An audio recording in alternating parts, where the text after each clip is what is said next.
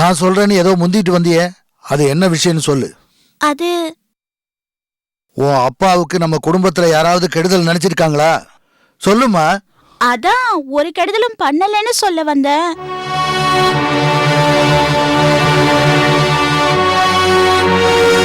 அப்பாவுக்கு இந்த சூழ்நிலையில சொல்றதுக்கு மனசு வரல. அதான் அவருக்கு பதிலா நான் சொல்ல வந்தேன். எங்க அப்பா ஏதோ ஒரு ஆத்திரத்துல அவருக்கா ஒரு நியாயத்தை ஏற்படுத்திக்கிட்டு இந்த வழக்க போட்டிருக்காரு. அவரை மன்னிச்சு விட்டுருங்க. இளவஞ்சி, உனக்கு ஒண்ணும் தெரியாது, நீ போ. நீதிபதி ஐயா கிட்ட நான் பணிவன்போட கேட்டுக்கிறது என்னன்னா, யார் என்ன சொன்னாலும் எனக்கு பிரச்சனை இல்லை. எல்லாம் நடந்து முடிஞ்சு போன விஷயம். இப்ப அது பிரச்சனை இல்ல. சுப்புலட்சுமி ஐயாவோட சட்டப்பூர்வமான மனைவி இல்லைங்கிறது தான் என் வழக்கு. சுப்புலட்சுமிய ஐயா கல்யாணம் பண்ணிக்கிட்டதுல ஏதோ ரகசியம் இருக்குன்னு ஐயாவே சொல்லிருக்காரு. அந்த ரகசியம் என்னன்னு ஐயா சொல்லிட்டாருன்னா என் வழக்கு ஜெயிச்சிடும்ல.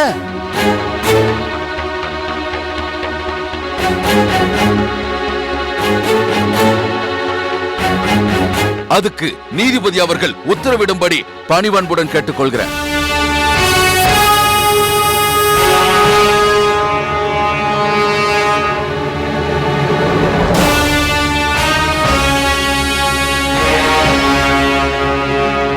இந்த வழக்கு சம்பந்தமாக நானே நேரடியாக ஐயாவையும் குலசேகரனையும் விசாரிக்க முடிவு செய்திருக்கிறேன். அடுத்த கோர்ட்டில் விசாரணை தொடங்கும். இத்துடன் இந்த வழக்கை தேதி குறிப்பிடாமல் ஒத்தி வைக்கிறேன். Thank you your honour. வக்கீலே, ஒரு நிமிஷம் வா. அம்மா, பரீட்சை எழுதிட்டு எப்ப திரும்பி வருவ? 2 நாள்ல திரும்பி வந்துருவேன் மாமா. சரி, எல்லாத்தையும் எடுத்து வச்சிட்டல, கிளம்பலாமா? ஆஹா, மாமா வந்துட்டோம். அவர்கிட்ட ஆசீர்வாதம் வாங்கிட்டு தான் போகணும். நடக்க போறது உன் வாழ்க்கையில முக்கியமான பரீட்சை. நீ என்னன்னா அப்பா கிட்ட ஆசீர்வாதம் வாங்கணும்னு சொல்ற? அவர் நல்ல வார்த்தையா சொல்லுவாரு? அவர் என்ன சொன்னாலும் சரி, அவர்கிட்ட சொல்லாம போக கூடாது. ரமா, கோர்ட்ல உன் மாமனார லெஃப்ட் அண்ட் ரைட் வாங்கினியாமே. அந்த மனுஷன் அப்படியே தலை குடிஞ்சு நின்னாரமே, கோர்ட்டே சிரிச்சுதாமே. அத்தை, மாமா வந்ததும் இதையெல்லாம் அவர்கிட்ட கேட்காதீங்க. அவர் மனசு ரொம்ப கஷ்டப்படும். ஏய், எனக்கு கஷ்டம் இல்ல, கஷ்டம் எல்லாம் இனிமேலு உனக்கு தான்.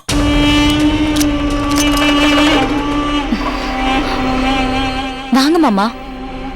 கேஸ்ல நான் தான் ஜெயிப்பேன். யோசிச்சு பார், அன்னைக்கு உன் நிலைமை என்ன ஆகும், உன்னை பெத்தவன் நிலைமை என்ன ஆகும் யோசிச்சு பார்.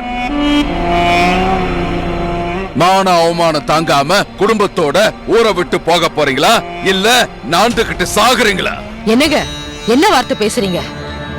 இவ சென்னைக்கு பரீட்சை எழுத போயிட்டு இருக்காங்க. நல்ல வார்த்தை சொல்லாம இப்படி விஷமா கக்குறீங்க. இவ சென்னைக்கு போக கூடாதுடே. அப்பா, என்ன சொல்றீங்க?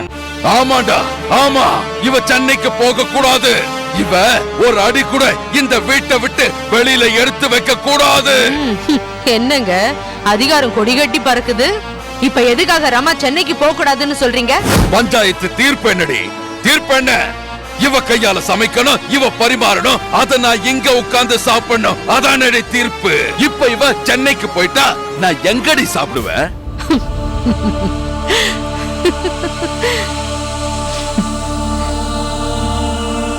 என்ன பஞ்சாயத்து தீர்ப்ப மீறியா? என்ன ஏன் சிரிக்கிற? இவ்வளவுதானா? இந்த சாப்பாட்டு விஷயத்துக்கா சென்னைக்கு போக வேண்டாம்னு சொல்றீங்க? என் மருமக பஞ்சாயத்து தீர்ப்ப மீறுவாளா? ஒரு வாரத்துக்கு வேணுங்கிறத மொத்தமா செஞ்சு வச்சிருக்கா. என்னது, ஒரு வாரத்துக்கா? ஏண்டி, என்ன ஊசி போனதை தின்ன சொல்றியா? மாமா, உங்களை போய் நான் ஊசி போனதை சாப்பிட சொல்லுவேனா? செக்கல் ஆட்டின நல்ல எண்ணெயில, சீரக சம்பா அரிசியில, திண்டுக்கல் புளியில புளிசோறு கிண்டி வச்சிருக்கேன் மாமா. அது அவ்வளவு சீக்கிரம் கெட்டு போகாது. 1 மாசம் வச்சு சாப்பிடலாம். அது மட்டும் இல்லைங்க, கெட்டி பசுந்தயிர்ல தயிர் சாதம் பிசைஞ்சு தள தள தளன்னு தாளிச்சு வச்சிருக்கா என் மருமக. 10 நாள் ஆனாலும் கெட்டு போகாது. தொட்டுக்க உப்பு கண்டம் பொரிச்சு வச்சிருக்கேன். சம்பா கோதுமை மாவுல நெய்ல சுட்ட சப்பாத்திய டேக்ஸா நிறைய அடுக்கி வச்சிருக்கா. அதுக்கு ஐர மீன் குழம்பு செஞ்சு அடுப்புல ஊத்தி வச்சிருக்கேன் மாமா. சாப்பிட்டு பாருங்க, சும்மா ஜம்முன்னு இருக்கும். எல்லாமே ரமா கையால செஞ்சதுதான். அப்புறம் எப்படி பஞ்சாயத்து முடிவை மீறினதா இருக்கும்? சரி ரமா, புறப்படு. ஐயா வீட்டுல சொல்லிட்டு அப்படியே கிளம்ப வேண்டியதுதான். மாமா, என்ன ஆசீர்வாதம் பண்ணுங்க. டேய், அப்பா நல்ல வேலைப்பா. நீங்க எங்க ஆசீர்வாதம் பண்ணிடுவீங்களோ நான் பயந்தே போயிட்டேன். சரிங்க மாமா, நீங்க நான் ஆசீர்வாதம் பண்ண முடியாதுன்னு சொன்னதே உங்க ஆசீர்வாதமா எடுத்துக்கிறேன். ரமா, ஹால் டிக்கெட் எடுத்துக்கிட்டியா? ஆஹா.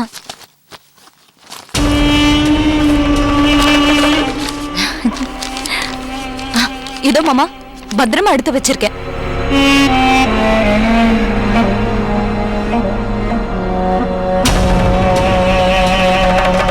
சரி சரி.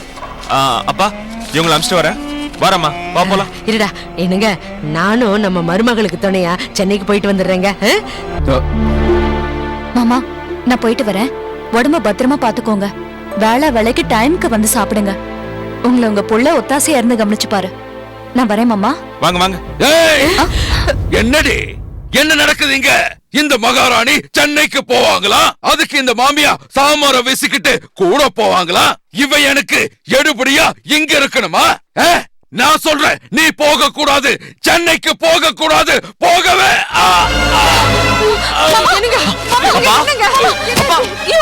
அப்பா என்னாச்சு? அப்பா பாருங்கப்பா. ஐயோ அப்பா, கண்ணு தருங்க, கண்ணு தருங்கப்பா. அப்பா என்னாச்சு? அப்பா அப்பா என்னாச்சு? அப்பா டாக்டர் கூட்டிட்டு அப்பா என்னாச்சுப்பா?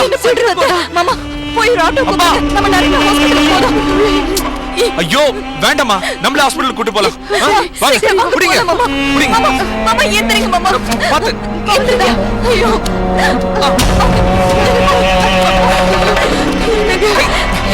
கை மேல போடுங்க.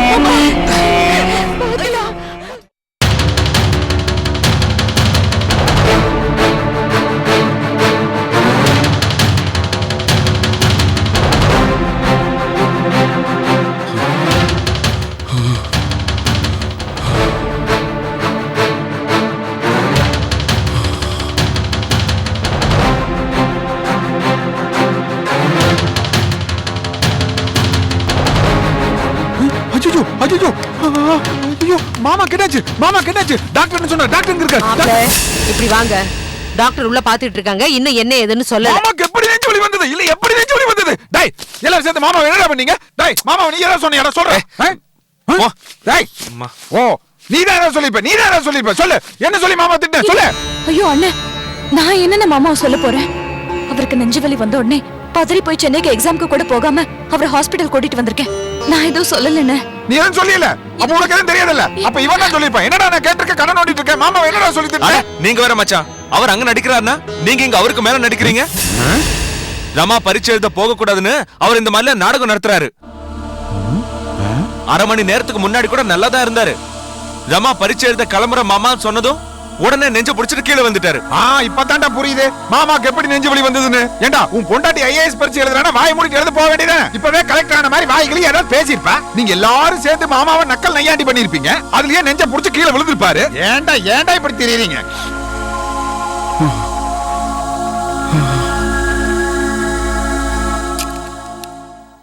உங்களை தரவா செக் பண்ணி பார்த்துட்டாங்க. உங்களுக்கு நெஞ்சு வலி வந்ததுக்கான அறிகுறியே இல்லையே. அரே ஏன் டாக்டர், நெஞ்சு வலி எனக்கு தானே, உங்களுக்கா வந்திருக்கு? வலி உள்ள இருக்குது டாக்டர், உள்ள வலிக்குது. உங்களுக்கு தெரியாது தெரியாது.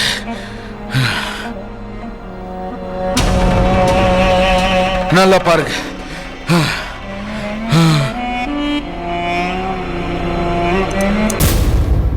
சார் உங்களுக்கு அதெல்லாம் எதுவும் இல்லை சார்.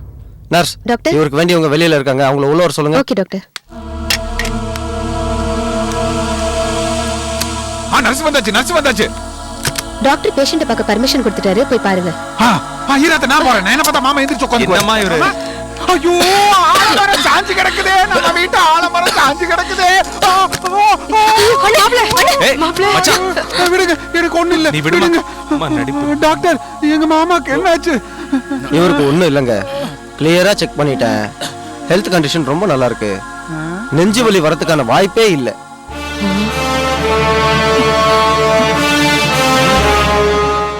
ஏன் நெஞ்சு வலிக்குதுன்னு சொல்றாருன்னு எனக்கு புரியல. ஏன் டாக்டர் நெஞ்சு வலி எனக்கு, உங்களுக்கு என்ன தெரியும்? நெஞ்சு ஃபுல்லா வலிக்குது டாக்டர்.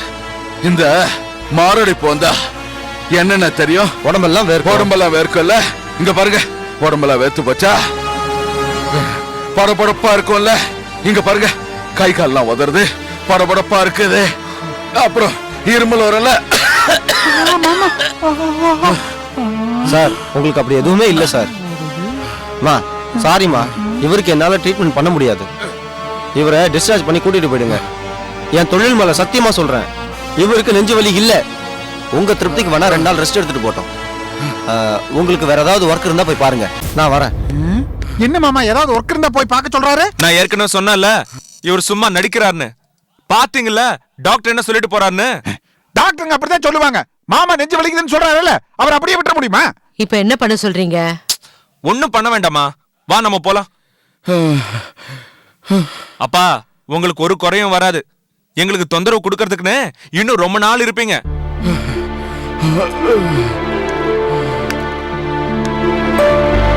மாமா, டாக்டர் மட்டும் உங்களுக்கு நெஞ்சு வலி இருக்குன்னு சொல்லியிருந்தாருன்னா நான் கண்டிப்பா எக்ஸாம் எழுத சென்னைக்கு போக மாட்டேன். உங்களுக்கு ஒண்ணுமே பயப்படுற மாதிரி இல்லைன்னு தெரிஞ்ச உடனே தான் என் மனசுக்கு ஆறுதலா இருந்துச்சு. உங்க ஆசீர்வாதத்தோட நான் எக்ஸாம் எழுத சென்னைக்கு போறேன் மாமா. மாமா ஒன்னும் மனசு போட்டு குழப்பிக்காதீங்க, நான் போயிட்டு வரேன்.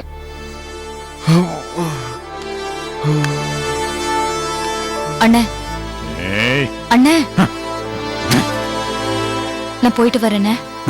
சீக்கிரம் வாரம்மா. என்னங்க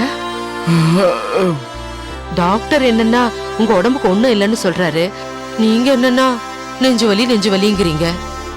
எனக்கு என்ன பண்றதுன்னு தெரியல. நீங்க உங்க உடம்ப ஜாக்கிரதையா பாத்துக்கங்க, நான் சென்னைக்கு போயிட்டு வந்துடுறேன். மாப்பிள்ள பாத்துக்கங்க.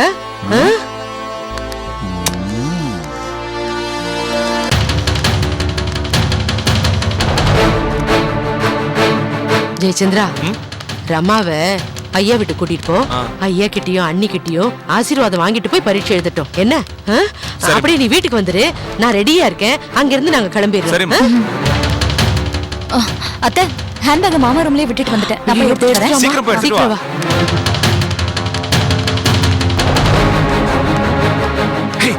நான் பேச்ச கூறி தப்பாதடா. நீ எதுக்கு மறுபடியும் இங்க வந்த? ஹேண்ட்பேக் மறந்து விட்டுட்டு போயிட்டேன். மறந்துட்டியா? எடுத்துட்டு போலான்னு வந்தேன். நீ எல்லாம் என்னத்த கலெக்டருக்கு படிச்சு கிழிச்சு போ எடுத்துட்டு போ. போயிட்டு வரேன்னு.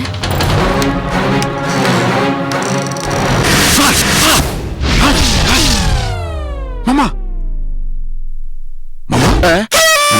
என்ன மாப்ள? என்ன மாமா, டாக்டர் சொன்ன மாதிரி வெறும் நடிப்பா? நெஞ்சு வலி இல்லையா? அட ஏன் மாப்ள கேக்குறீங்க? அவளை எக்ஸாமுக்கு போக விடாம தடுக்கிறதுக்காக நடிச்சேன். ஆனா அவ என்ன இங்க கொண்டு வந்து போட்டுட்டு அவ பாட்டுக்கு போயிட்டா. மாமா, நீங்க விரிச்ச வலையில அவ தப்பிச்சுக்கிட்டா, ஆனா நான் போட்ட கொக்கியில அவ சிக்கிக்கிட்டா. அதான் 60க்கு 20க்கு உள்ள வித்தியாசம். நீங்க கோடு போட்டா நான் ரோடே போட்டுருவேன். புரியல?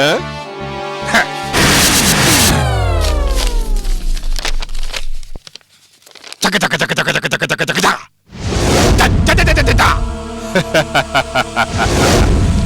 நீங்க நடிச்சு சாதிக்க முடியாதத நான் அடிச்சு சாதிச்சிட்டேன். இது என்ன தெரியுமா மாமா? ரமாவோட ஹால் டிக்கெட் அவ பேக்ல இருந்து நான் அடிச்சிட்டேன். இது இல்லன்னா அவளால பரீட்சை எழுத முடியாது. சூப்பர் மாப்ள. ஆனா எனக்கு ஒரு சின்ன சந்தேகம் மாப்ள. ரமா பயங்கர கில்லாடி. பரீட்சை அதிகாரி கிட்ட காலையோ கையையோ பிடிச்சு ஒரே ஆர்ப்பாட்டம் பண்ணி போராடி பரீட்சை எழுதிட்டானா? அதுதான் மாமா நடக்காது. பரீட்சைக்கு வர்ற அதிகாரி கிட்ட இவ கால்ல விழுந்து கதறி அழுதாலும் அவங்க ஒத்துக்க மாட்டாங்க. இப்பவே உனக்கு பொறுப்பு இல்லையே, நாளைக்கு கலெக்டரா என்னத்தை கிழிக்க போறேன்னு அவங்க வெளியில அனுப்பிச்சிருவாங்க. அதுக்கப்புறம் இந்த அழுமூஞ்சி அங்கிருந்தே அழுதுகிட்டு நம்ம ஊருக்கு வந்து அரிசியை பொட்டலம் பண்ணி வியாபாரம் தான் பண்ணுவா. சபாஷ் மாப்ள. எங்க அந்த பொண்ணு கலெக்டர் ஆயிடுவாளோன்னு பயந்த. இப்ப அந்த பயம் தீந்துருச்சு. ஆமா மாமா, ஏற்கனவே இந்த கங்கா கலெக்டர் ஆகி கார்ல வந்து இறங்குறத சகிக்க முடியல. பத்தாவதுக்கு இவளும் கலெக்டர் ஆயிட்டா நமக்கு மரியாதையே இல்லாம போயிடுமாமா. மாப்ள, அவளால பரீட்சை எழுத முடியாம போயிடுச்சேன்னு அவ அழுது அழுது மனசொடைஞ்சு போகணும் மாப்ள. இனி நீ படிச்சு என்னதான் கிழிக்க போற, என் பையன் எவ்வளவுதான் செலவு பண்ணுவான்னு அவளை படிக்க விடாம தடுக்கணும் மாப்ள, தடுக்கணும். அவளை மேலும் படிக்க விடாம செஞ்சு அவளோட அந்த ஐஏஎஸ் கனவுக்கு முற்றுப்புள்ளி வைக்கணும் மாப்ள. வைக்கிற மாப்ள, வைக்கிறேன்.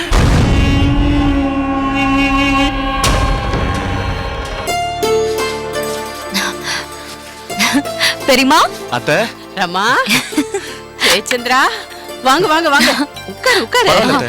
பரவாயில்ல பெரியமா, நாங்க உடனே கிளம்பணும். நாளைக்கு சென்னையில ஐஏஎஸ் எக்ஸாம் எழுத போறேன். அதான் உங்ககிட்டயும் அப்பா கிட்டயும் ஆசீர்வாதம் வாங்கிட்டு போலான்னு வந்தேன். ஐயா இப்பதாமா ஆயக்குடிக்கு போனாரு. ஒரு போன் பண்ணி சொல்லிருந்தா நான் ஐயா இங்கே இருக்க சொல்லிருப்பேன்ல. ரமா, பெரியமா, ஐஏஎஸ் எக்ஸாம் எழுத சென்னைக்கு போறியா? இரு இரு, நான் இளவஞ்சி. பெரியமா, நாங்க போகும்போது அம்மா கிட்டயும் அப்பா கிட்டயும் அங்கேயே ஆசீர்வாதம் வாங்கிட்டு போயிடுறோம். சரிடா. ரமா ரமா, ஏய், நீ எதுக்கு சென்னைக்கு? ரமா பரீட்சை எழுதுறத கெடுக்கவா? ஏண்டி, ரமா தானே பரீட்சை எழுத போறா, நீ என்ன அவளுக்கு எடுப்பா? ரமாவுக்கு துணைக்கு ஆள் வேணாமா? இளவஞ்சி அக்கா, பரீட்சைய ரமா மட்டும்தான் தனியா எழுதணும். துணைக்கு ஆள் வச்சு எழுத முடியாது. டுட்டோரியல்ல நீங்க மங்காக்கா வச்சுக்கிட்ட மாதிரி உங்களை வச்சுக்க முடியாது. கொஞ்சம் அடங்குறியா? அத்த, ரமா சென்னைக்கு போகும்போது பேச்சு துணைக்கு ஆள் வேண்டாம். ஐயோ, அவ என்ன ரூம்ல தனியாவ தங்கி இருப்பா? ராத்திரியில கண்ணு முழிச்சு படிக்கணும்னா டீ காஃபி எல்லாம் கொடுத்து கூட மாட ஒத்தாசையா இருக்க வேணாம். இதெல்லாம் பாத்துக்கிறதுக்கு தான் ரமா கூட அம்மா போறாங்க. அப்புறம் என்னடி, துணைக்கு தான் உங்க அம்மா முத்தரசி போறாளே. அது வந்து நானும் ஐஏஎஸ் படிக்கிறேன்ல, இந்த பரீட்சை எழுதுற இடம் எப்படி இருக்கும், கொஸ்டின் பேப்பர்ல என்னென்ன கேட்டிருக்காங்க, மத்தவங்களா எப்படி பரீட்சை எழுதுறாங்க, இதெல்லாம் நான் இப்பவே தெரிஞ்சுக்கிட்டா நான் ஐஏஎஸ் எழுதும் போது கொஞ்சம் தயங்காம எழுதுவேன்ல, அதுக்குதான். அக்கா, இப்பதான் நீங்க +2, அதுவும் டுட்டோரியல்ல படிக்கிறீங்க. +2 பாஸ் பண்ணி டிகிரி பாஸ் பண்ணி அதுக்கப்புறம் தான் ஐஏஎஸ் எழுத முடியும். பெரியமா, அண்ணி ஆசைப்படுறதுல நியாயம் இருக்குல்ல. அவங்க என் கூட வந்து எல்லாத்தையும் பாத்துக்கிட்டுமே. ஐயோ சரி. ஏய், ரமா சொல்றதுனால அனுப்புறேன். இத பாரு, அங்க போய் ரமாவுக்கு தொந்தரவு கொடுத்த அவ்வளவுதான். மா, அண்ணி அங்க போய் ஒண்ணும் பண்ண மாட்டாங்க. முத்தரசி அத்தை தான் கூட போறாங்களா, இவங்க ஏதாவது சேட்டை பண்ணாங்க தலையிலயும் நங்குன்னு ஒரு கொட்டு கொட்டுவாங்க. டேய் கருவாப்பையா, ரொம்ப அழக்காத, கம்முன்னு இரு. பெரியமா, என்ன ஆசீர்வாதம் பண்ணுங்க. ஏய் ஏய், நம்ம குலதெய்வம் கங்காதேவி உன் கூடவே இருந்து உன்னை ஆசீர்வதிப்பா. இங்க பாரு, எந்த சிரமமும் இல்லாம நல்லபடியா போயிட்டு பரீட்சை எழுதிட்டு வா. இந்த கேஸ், உன் மாமன் பிரச்சனை எல்லாத்தையும் மறந்துட்டு பரீட்சைய கவனமா எழுது, சரியா? சரிங்க பெரியமா. வாழ்த்துக்கள் ரமா. தேங்க்யூ அண்ணி. Wish you all success. Thank you அண்ணே, நீங்களும் என்ன ஆசீர்வாதம் பண்ணுங்க. ஏய் ரமா, நீ நல்லபடியா போயிட்டு வாடா. ஆமா, எக்ஸாம் எல்லாம் ப்ரிப்பேர் பண்ணிட்டியா? நல்லா பண்ணிட்டேனே. சரி. கலெக்டர் மாமாவும் கங்கா அக்காவும் முழுசா கோச்சிங் கொடுத்தாங்க. ஏ ரமா, என்கிட்ட எல்லாம் ஆசீர்வாதம் வாங்க மாட்டியா? நான் ரொம்ப ராசியானவ. ஐயோ அண்ணி, அதனால தானே நான் உங்களை கூடவே கூட்டிட்டு போறேன். நீங்களும் என் கூட தானே வர போறீங்க. சென்னையில எக்ஸாம் எழுத போகும்போது என்ன ஸ்பெஷலா வாழ்த்து எக்ஸாம்க்கு அனுப்புங்க, சரியா? அடியே வடிவு, கேட்டியா ரமா சொன்னத? அத்தை, மாமா கிட்ட நான் சென்னைக்கு போறத சொல்லிடுங்க. நானும் அங்கிருந்து போன் பண்ணி சொல்லிடுறேன். அடியே வடிவு, நான் இல்லைன்னதும் குளிர் விட்டு போயிடாத. ஒழுங்கா வேலையெல்லாம் செய்யணும், இல்ல வயிற்றுல